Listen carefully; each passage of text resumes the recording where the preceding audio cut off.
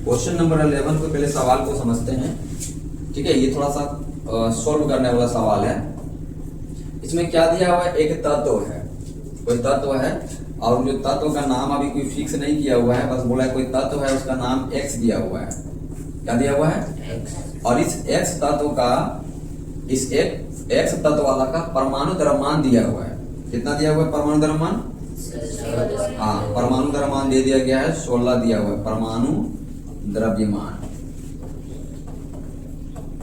कितना है? 16.2 यूनिफाइड है। तो परमाणु द्रव्यमान दे दिया है, कितना है? तो 16.2 यूनिफाइड है। तो इसके किसी एक नमूने में, है ना, कुछ बनाया जा रहा है, एक नमूना तैयार किया जा रहा है, तो उस नमूने में समस्थानिक दो है। देखो x का दो समस्थानिक है।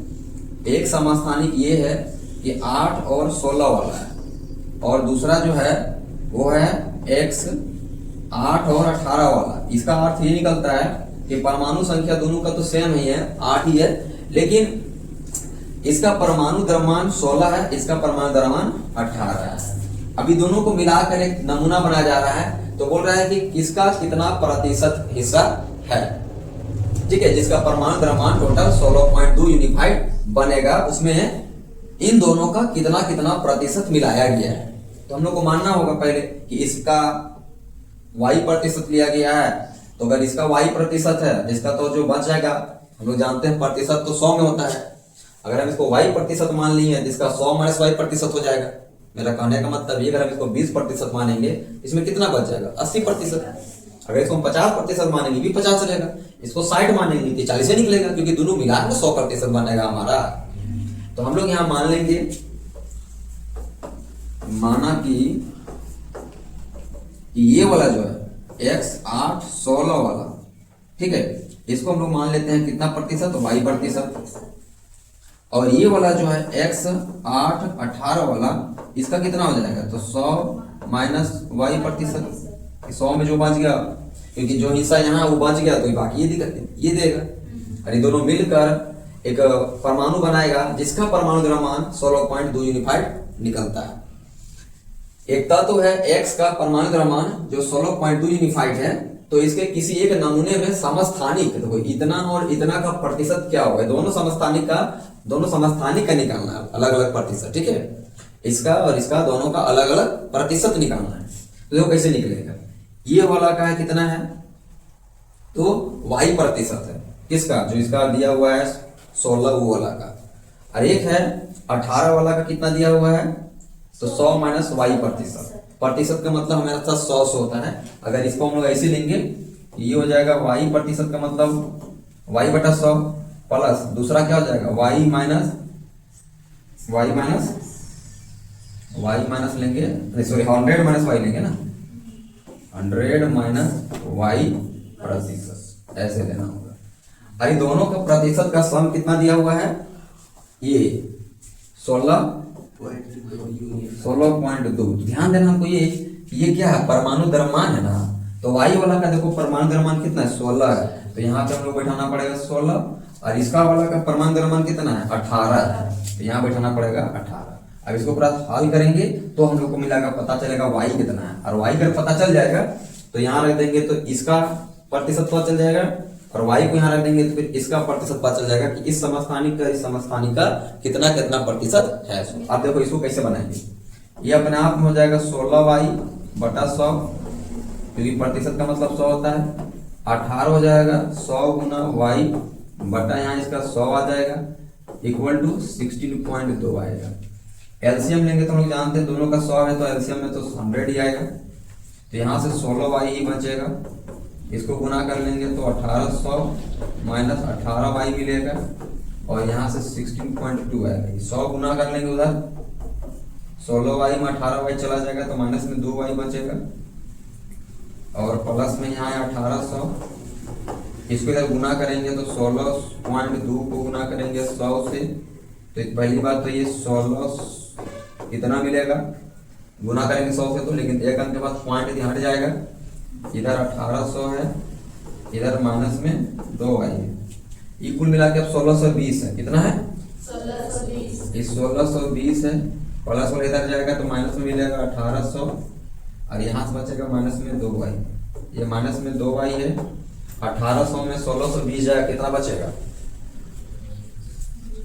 280 बचेगा। ये 180 बचेगा, हमको लग रहा है 180 बचेगा क्योंकि 1800 है और 1620 जाएगा, 0 आएगा, इधर से 5 लेगा, 8 देगा, साथ में 1 देगा तो 180 बचेगा। कितना बचेगा? 180।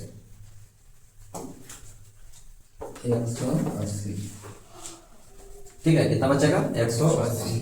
अब इसको 2 से अगर भागा देगा, माइनस में बचेगा, लेकिन ना माइनस में, तो अगर यहाँ से निकालना चाहेंगे तो y इक्वल टू मिलेगा माइनस में 180 डिवाइड बटा 2 है, डिवाइड बटा 2 माइनस 2, तो माइनस से माइनस कैंसिल होगा, 2 का अपना कितना बार कटेगा? 90। इसका मतलब ये हुआ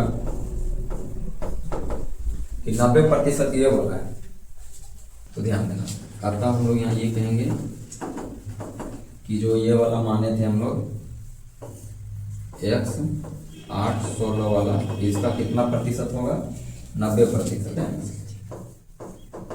और x 8 18 वाला जो था, इसका निकलेगा कितना? 100 माइनस y, y 90 था तो ये निकलेगा 10%। समझ में आया? कैसे कैसे बनाए सो, क्योंकि यहाँ पे हम दोनों का द्रव्यमान को ही लिए, क्योंकि ये द्रव्यमान दिया हुआ था इसीलिए। क्वेश्चन नंबर अगला है 12 नंबर में, इसको समझते हैं। आसान सा क्वेश्चन है। यदि तत्व का z बराबर 3 है। अच्छा बताइए z क्या बताता है? ये z बताता है परमाणु संख्या को। इसको दर्शाता है परमाणु संख्या। याद रखना। और परमाणु संख्या क्या बताता है? परमाणु संख्या बताता है प्रोटॉनों की संख्या। किसकी? प्रोटॉनों की संख्या। प्रोटॉनों की संख्या को बताता है। और प्रोटॉनों की संख्या बोलो या तो फिर इलेक्ट्रॉनों की संख्या बोलो, क्योंकि लगभग उदासीन जो परमाणु होता है उसमें प्रोटॉनों की संख्या और इलेक्ट्रॉनों की संख्या तो बराबर ना होता है। तो यहाँ से हम लोग 3 चीज कर सकते हैं। एक, परमाणु संख्या बोले तब भी वही बात आएगा। हम प्रोटॉनों की संख्या बोले तब भी वही बात आएगा। इलेक्ट्रॉनों की संख्या बोले तब भी वही बात होगा। और इसमें दे दिया है क्या है? तो 3 है। परमाणु संख्या कितना है? 3। तो यहाँ सवाल ये पूछ रहा है कि अगर किसी भी तत्व का परमाणु संख्या अगर 3 है तो उस तत्व का संयोजकता क्या होगा? तत्व का नाम भी लिखना। बताइए, संयोजकता के लिए हमको इसको तोड़ना पड़ेगा 3 को। तो तोड़ने के लिए K, L, M का प्रयोग करते हैं। इसमें से जानते हैं कि K में रहता है 2 को फिक्स हो जाता है। टोटल मेरे पास 3 है, तो 2 यहाँ तो 1 यहाँ होगा। तो इसका अंतिम में 1 दिख रहा है, तो जितना अंतिम में दिखता है वही उसका क्या कहलाता है? संयोजकता। अगर 1 2 3 तक 4 तक है तब, लेकिन 5 6 7 8 होता है तो फिर हम लोग क्या करते हैं? माइनस करते हैं 8 से, है ना। तो यहाँ उत्तर में क्या होगा कि z बराबर 3 का अर्थ यह है कि उस तत्व का परमाणु संख्या 3 है। क्या है? परमाणु संख्या 3 है। इसका इलेक्ट्रॉनिक विन्यास करते हैं, देखो 2 और 1 निकलता है। और इस प्रकार तत्व का संयोजकता 1 होगी, क्योंकि हम लोग जानते हैं बाह्यतम कक्ष में केवल 1 इलेक्ट्रॉन उपस्थित है। इस प्रकार तत्व z का जो 3 होगा, जो Z3 है, ये हम लोग जानते हैं। तीसरा नंबर कौन आता है? लिथियम होगा, क्योंकि नाम भी पूछा था ना, तत्व का नाम भी बताइए कि तत्व का नाम क्या है। तो तत्व का नाम हमारा लिथियम होगा। समझ में आया? अगला क्वेश्चन जो है कि 2 परमाणु स्पीशीज का केंद्रकों का संघटक दे दिया है। हम लोग जानते हैं कि केंद्रक में तो 2 ही चीज ना होता है। केंद्रक तो समझ में आ रहा होगा ना, कि अगर ये मान लो मेरा परमाणु है तो यहाँ जो बीच होता है उसको हम लोग क्या बोलते हैं? केंद्रक। तो यहाँ 2 चीज होता है, प्रोटॉन प्लस न्यूट्रॉन, तब जाके ये पूरा का पूरा परमाणु द्रव्यमान कहलाता है। तो सोचो कोई x नाम का कोई तत्व है, कोई y नाम का तत्व है, लेकिन दोनों में प्रोटॉनों की संख्या सेम है और न्यूट्रॉनों की संख्या अलग अलग है। अब सोचो अगर प्रोटॉन सेम है मतलब परमाणु संख्या सेम है। परमाणु संख्या सेम मतलब ऐसे, अगर ये तत्व है x मान लिए एक तत्व का नाम, तो अगर इसका परमाणु संख्या 6 तो इसका परमाणु संख्या 6 ही तो होगा। लेकिन हाँ, इसमें क्या बोला है कि इसका न्यूट्रॉन अलग अलग है, लेकिन ऊपर हम लोग दोनों को जोड़ के लिखते हैं, तो एक निकलेगा 12 और एक निकलेगा 14। तो बता ये कैसा वाला है, ये समस्थानिक वाला है कि समभारिक वाला है? समस्थानिक वाला है, क्योंकि परमाणु संख्या सेम है। परमाणु द्रव्यमान अलग अलग है, इसका मतलब ये समस्थानिक है। अगर परमाणु द्रव्यमान सेम रहता है ना तो फिर तत्व भी अलग अलग हो जाता है, ठीक है। और जब तत्व तुम्हारा सेम सेम दिख गया तो समझ जाना है कैसा वाला है, समस्थानिक वाला है, समस्थानिक। क्योंकि हम लोग जानते हैं समस्थानिक का खेला क्या होता है, परमाणु संख्या सेम सेम रहता है। देखो यहाँ कहता है x और y का द्रव्यमान संख्या ज्ञात करें। बता द्रव्यमान संख्या कितना आसान निकालना हो जाएगा, अभी तो निकाली। ये क्या है, द्रव्यमान संख्या है। इन दोनों स्पीसीजों की संबंध भी बताना है। तो पहले x का द्रव्यमान संख्या निकालेंगे तो प्रोटोनों की संख्या प्लस न्यूट्रॉनों की संख्या को जोड़ देंगे तो प्रोटोनों की संख्या कितना निकलेगा, 6, और न्यूट्रॉनों की संख्या कितना आता है, 6। इसका कितना निकलेगा, 12। समझ में आया? अब इसका देखो y की द्रव्यमान संख्या कितना होगा, तो इसका प्रोटोनों की संख्या कितना आता है, 6। इसका इलेक्ट्रॉनों की संख्या कितना आता है, 8। जोड़ेंगे कितना मिलेगा, 14। समझ में आ रहा है? दो परमाणु स्पीसीज x और y की परमाणु संख्या समान है लेकिन द्रव्यमान संख्या अलग अलग है, इसीलिए ये क्या कहलाएंगे, समस्थानिक कहलाएंगे। यहाँ पे समझ में आ रहा है, कोई दिक्कत? तो आगे पीछे निकलते हैं, इसलिए यहाँ बता देते इसको। समझ में आ रहा है ना? चलो अगला क्वेश्चन नंबर 40। निम्नलिखित व्यक्तियों में गलत के लिए F, मतलब अगर गलत है तो F का चिन्ह लगाना है, सही है तो फिर तुमको T लिख देना है क्वेश्चन में। कहता जे टॉमसन ने यह प्रस्तावित किया था कि परमाणु के केंद्रक में केवल न्यूक्लियॉन्स होते हैं। कौन इसका किसका करने के बारे में बोल रहा है, जे थॉमसन। लेकिन जे थॉमसन तो कुछ बोला ही नहीं था इसके बारे में। कहाँ बोला था, न्यूक्लियस के बारे में कुछ बताया था? नहीं। जे थॉमसन खाली ये बताया था कि अगर कोई परमाणु है तो उसके जो सरफेस होगा उसमें जो अच्छा कटा हुआ तरबाजू की तरह ही बताया था, कटा हुआ तरबूज की तरह ही बताया था कि लाल वाला हिस्सा धनावेश होगा और जो बीज वाला हिस्सा जो धंसा रहता है वो ऋणावेश होगा। इन्होंने तो ये बीज वाला के बारे में, मतलब केंद्रक के बारे में कुछ बताया ही नहीं था, है ना। तो ये तो सीधे बात हो गया, गलत हो गया ना, F हो जाएगा ना इसका, क्योंकि इसमें तो इसका कोई हाथ ही नहीं था ना जे थॉमसन का। जे थॉमसन ने यह प्रस्तावित किया था कि परमाणु के केंद्रक में केवल न्यूक्लियस होते हैं, तो गलत बात हो गया। एक इलेक्ट्रॉन और एक प्रोटॉन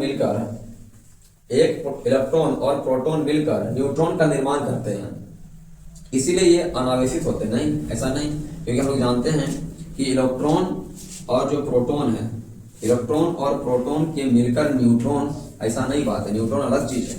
हम लोग साफ साफ जानते हैं कि अगर कोई परमाणु है तो परमाणु का केंद्रक में दो चीज है, प्रोटॉन और न्यूट्रॉन, ये दोनों मिलकर बना है न्यूक्लियस, ठीक है। ऐसा नहीं कि इलेक्ट्रॉन प्लस प्रोटॉन मिलकर बना है न्यूट्रॉन, ऐसा है क्या ना, ये तो अलग चीज बात बोल देना। हम लोग जानते हैं कि कोई भी परमाणु अगर वो उदासीन है, अगर वो अनावेशित है, इसका सीधा मतलब होता है कि जितना प्रोटॉनों की संख्या होगा उतना ही इलेक्ट्रॉनों की संख्या होगा, जितना धन आवेश होगा उतना ही ऋणावेश होता है, तब ना अनावेशित होता है और ये उदासीन होता है। तो इसका कहना ही बिल्कुल अलग है, इसीलिए क्या हो जाएगा, ये भी फॉल्स हो जाएगा, मतलब गलत हो जाएगा। इलेक्ट्रॉन का द्रव्यमान प्रोटॉन के लगभग, देखो इला सही बोल रहा है कि इलेक्ट्रॉन का जो द्रव्यमान होता है प्रोटॉन के द्रव्यमान का लगभग 1/2000वां गुना में होता है। ये बात हम लोग लिखे भी थे अपना नोट्स में।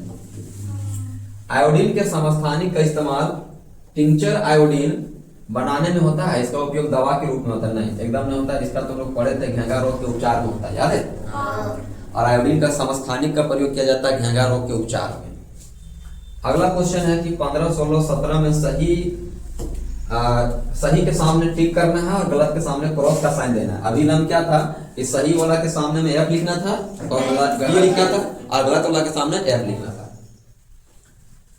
रदरफोर्ड का अल्फा कण प्रकीर्णन प्रयोग कर किसकी खोज के लिए उत्तरदायी था? हम लोग जानते हैं इसका खोज भाई परमाणु केंद्रक का हुआ था। रदरफोर्ड किसका खोज किया था? ये देखो ऐसा था, बोला था कि सोना का पन्नी है, अगर ये इसी ने खोज हुआ था, केंद्रक का, परमाणुओं के केंद्र का खोज किया था। क्योंकि बोला था इससे जाएगा तो ऐसा पार हो जाता है, ऐसा पार हो जाता है, सब लोग ऐसा पार हो जाता है। कुछ था जो ऐसा पूरा पार हो जाता था, लेकिन कहता जब कुछ थोड़ा सा एंगल में ऐसे भाग जाता था, ऐसे चला जाता था, ऐसे भाग जाता। एक ही वो था जो पूरा गया था और वापस पूरा आया गया, एक ही वो था। तब जाके उसको पता चला था हाँ भाई केंद्रक में कुछ ना कुछ है, मतलब बीच में परमाणु के बीच में कुछ ना कुछ है, वो कुछ क्या है तो वो तुम्हारा केंद्रक है। इसको लोग परमाणु केंद्रक कहते हैं। ठीक है, तो मतलब रदरफोर्ड के अल्फा कण प्रकीर्णन के प्रयोग इसकी खोज के लिए उत्तरदायी थे, तो परमाणु का केंद्रक। एक तत्व के समस्थानिक में क्या होते हैं, तो हम लोग जानते हैं भाई समस्थानिक में जो अभी बात कर रहे थे, समस्थान एक्स एक्स था, यहाँ 6 था, यहाँ 12 था, यहाँ कितना था 14 था। तो सोचो, तो इसमें भी तो यहाँ पे तो 6 प्लस 6 से मिलकर बना रही, क्या मिला है 6 प्लस 8 मिलकर, तो 6 तो प्रोटॉन है ना, प्रोटॉन तो सेम होता है, अलग कौन होता है न्यूट्रॉन। तो यहाँ देखो 6 टुका का था, समान भौतिक गुण होता है, इसका इन दोनों का भौतिक गुण समान होता है ना, ये अलग बात है, ये अलग चीज हो जाता है। समान भौतिक गुण तो नहीं रहता है, अलग अलग रासायनिक गुण होता है, ऐसा तो कह सकते हैं। न्यूट्रॉनों की संख्या अलग है, न्यूट्रॉनों की संख्या अलग अलग है, देखो न्यूट्रॉन की संख्या क्या अलग अलग है, परमाणु संख्या अलग अलग है ना, परमाणु संख्या तो एक है। तो यहाँ सबसे ज्यादा जो करेक्ट आंसर हम लोग ये वाला है, ठीक है, क्योंकि बहुत समान भौतिक गुण ये भी नहीं होता है, अलग अलग रासायनिक गुण होता है, नहीं रासायनिक गुण इसमें तो भाई सेम होता है, क्योंकि दोनों तो है कार्बन। अलग परमाणु संख्या होता है नहीं, ये गलत है, इसलिए हम लोग सही कौन हो जाएगा, न्यूट्रॉनों की संख्या अलग अलग होता है, क्योंकि देख सकते हो 6 प्लस 6 12 है, तो 6 प्लस 8 14 है, तो 6 तो सेम है, 6 और 8 ना लगे, तो न्यूट्रॉन की संख्या अलग है, क्योंकि ऊपर जो बनता है यहाँ वाला उसको कहते हैं परमाणु द्रव्यमान, और परमाणु द्रव्यमान बनता है प्रोटॉन प्लस न्यूट्रॉन से, तो यहाँ भी प्रोटॉन प्लस न्यूट्रॉन से, तो प्रोटॉन तो सेम है ना, न्यूट्रॉन अलग अलग है यहाँ 6 और 8। क्लोरीन देखो ऐसे है, ऐसे, ठीक है, तो क्लोरीन आयन में संयोजकता इलेक्ट्रॉनों की संख्या बताना, दिमाग लगाओ। नॉर्मल जो क्लोरीन होता है, नॉर्मल क्लोरीन वो 17 में पाया जाता है, और इसको जब हम लोग तोड़ते हैं तो 2 8 और 7 में होता है, इसका अंतिम में 7 दिख रहा है, और जैसे ये ऐसे बन जाता है ऐसे, इसका मतलब एक इलेक्ट्रॉन कहीं से वो ले लिया है, अगर अब एक इलेक्ट्रॉन ले लिया जो 7 था वो क्या बन गया 8, ये 7 से बन गया है 8। तो ये पूछ रहा है कि संयोजकता इलेक्ट्रॉनों की संख्या क्या होगा, तो देख लो 16 होगा, 8 होगा, 17 होगा, 18 होगा, तो अंतिम में दिख रहा है 8, इसका मतलब 8 होगा। समझ पा रहा है ना। सोडियम का सही इलेक्ट्रॉनिक विन्यास कीजिए, तो एकदम आसान कर सकते हैं हम लोग। सोडियम मतलब होता है Na, इसको पाया जाता है 11 में, इसको तोड़ेंगे हम लोग KLm में, तो सबसे पहले 2 आएगा, फिर 2 और यहाँ पे 8 10 हो जाएगा, टोटल 11 है, अंतिम में 1 आएगा। तो हम लोग इसको लेकिन पूरे लिखने बोला इलेक्ट्रॉनिक विन्यास, तो उत्तर हो जाएगा 2 8 1, पूरा क्या हो जाएगा 2 8 1, 2 8 1 कहाँ है ऑप्शन नंबर डी। अब ये अंतिम क्वेश्चन में दिया हुआ है जिसकी परमाणु संख्या देने है, तो बताओ आराम से निकल जाएगा। परमाणु संख्या 9 है, तो 9 वाला परमाणु संख्या है, 16 वाला परमाणु संख्या है, उससे द्रव्यमान संख्या किसी का 32 24 2 1 देल है, या न्यूट्रॉनों की संख्या 10 0 देल है, प्रोटॉनों की संख्या 12 1 1 है, इलेक्ट्रॉनों की संख्या खाली है, लास्ट में 0 है, परमाणु स्पीशीज का नाम दिया हुआ है, तो बहुत आसानी से हो जाएगा, कोई दिक्कत नहीं इसमें, क्योंकि सिंपल नाम जान गए तो उसका हम लोग अगर नंबर जान गए परमाणु नंबर तो उसका नाम जान जाएंगे, क्योंकि देखो सीधी बात है, परमाणु संख्या 9 है, क्या है 9, तो परमाणु स्पीशीज का नाम क्या हो जाता है फ्लोरीन, 9 नंबर में कौन होता है फ्लोरीन। और हम लोग जानते हैं परमाणु संख्या जितना हुआ, ध्यान देना, जितना परमाणु संख्या होगा 2 बची तो सेम सेम हो जाएगा, उतना ही प्रोटॉन की संख्या उतना ही इलेक्ट्रॉनों की संख्या है कि नहीं। और जब प्रोटॉन की संख्या इलेक्ट्रॉन की संख्या मालूम है, या न्यूट्रॉन की संख्या 10 दे दिया था, देखो दे दिया था 10, तो सोचो कि न्यूट्रॉन की N और प्रोटॉन का P जोड़कर ही तो बनता है ये वाला, जिसको हम लोग बोल रहे हैं यहाँ वाला संख्या, जिसको A कहते हैं, यानी कि परमाणु द्रव्यमान संख्या कहते हैं। तो इन दोनों को जोड़ जोड़ के यहाँ भरेंगे, समझ रहे, इन दोनों को जोड़ जोड़ के इसमें भरेंगे, यहाँ वाला से नाम पता चल जाएगा। जैसे 16 है तो 16 का नाम क्या दिया था सल्फर है। आप लोग जानते हैं अगर सल्फर 16 में तो प्रोटॉन की संख्या भी 16 होगा, इलेक्ट्रॉन की संख्या भी 16 होगा। और हम लोग जानते हैं कि अगर 32 दे दिया है तो 16 है, इसका मतलब पक्का तभी भी 16 ही होगा, मतलब इसका न्यूट्रॉन भी क्या होगा 16 ही होगा, क्योंकि दोनों को जोड़कर 32 दिया हुआ है, ठीक है, दोनों का जोड़कर 32 दिया हुआ है। उसी तरह यहाँ का द्रव्यमान संख्या पहले दे दिया 24, द्रव्यमान संख्या दे दिया 24, और हम लोग जानते हैं कि इसका देखो द्रव्यमान संख्या 24 दिया और प्रोटॉन की संख्या कितना दिया था 12। अब सोचो अगर प्रोटॉन की संख्या 12 तो इलेक्ट्रॉन की संख्या 12, इलेक्ट्रॉन की संख्या 12, प्रोटॉन की संख्या अब टोटल 24 दे रहा है, इसका मतलब पक्का अगर 12 है अगला भी 12 ही होगा, तभी तो दोनों जोड़कर 24 आया है। आगे देखेंगे तो द्रव्यमान संख्या 2 दे दिया है। अब द्रव्यमान संख्या 2 है तो 2 द्रव्यमान संख्या है, अभी नाम देखो प्रोटॉन की संख्या 1 दे दिया है। सोचो अगर प्रोटॉन की संख्या 1 हो रहा है इसका मतलब इलेक्ट्रॉन की संख्या भी 1 होगा, और इसका द्रव्यमान संख्या अगर 2 है तो प्रोटॉन की संख्या 1 है तो न्यूट्रॉन की संख्या भी तो 1 ही होगा, तभी तो दोनों जोड़कर 2 मिल रहा है। अगला क्या बोला है कि द्रव्यमान संख्या 1 है। अब बता द्रव्यमान संख्या 1 है और प्रोटॉन की संख्या 1 है। सोचो, अगर प्रोटॉन की संख्या 1 है, इसका मतलब ये हुआ प्रोटॉनों की संख्या 1 है और न्यूट्रॉनों की संख्या यहाँ पे देखो 0 दे दिया। सोचो 1 है, इन दोनों को जोड़ेंगे तो 1 आ रहा है, मतलब तब इसका इलेक्ट्रॉन की संख्या भी क्या होगा? 0 होगा। मतलब हाइड्रोजन आयन का इलेक्ट्रॉन का संख्या भी 0 होता है, केवल इसका प्रोटॉन की संख्या। ऐसा नहीं सोचना कि सर अभी आप बताएं कि प्रोटॉन की संख्या जितना होता है उतना इलेक्ट्रॉन संख्या होता है, एकदम होता है, लेकिन साधारण नाम में से आयन वाला नहीं, तो क्लोरीन, सल्फर, मैग्नीशियम, ड्यूटेरियम, तो कोई क्या लिखल है? हाइड्रोजन आयन लिखल है, और आयन नाम में गेम उलट जाता है। अभी लोग पढ़े, अगर क्लोरीन था तो इस 17 नंबर में मिलेगा, ठीक, लेकिन अगर ऐसा क्लोरीन आयन लिख देंगे तो इसका मतलब 18 नंबर में है, क्योंकि एक इलेक्ट्रॉन का क्या ये लिया है। तत्व में ऐसा गेम होता है अधातुओं में, अधातुओं में अगर रहता है जैसे मान लो कैल्शियम है, और ऐसा प्लस लगा दिया है ना, तो कैल्शियम पहले 20 में होता है, लेकिन 2 इलेक्ट्रॉन निकल गया तो अभी 20 नहीं रह गया, अभी कितना बन गया? 18। तो 18 के आधार पर तोड़ा है यहाँ पे, समझ में आ रहा है मेरा कहने का मतलब? इस तरह के आयन के आधार पर यहाँ पे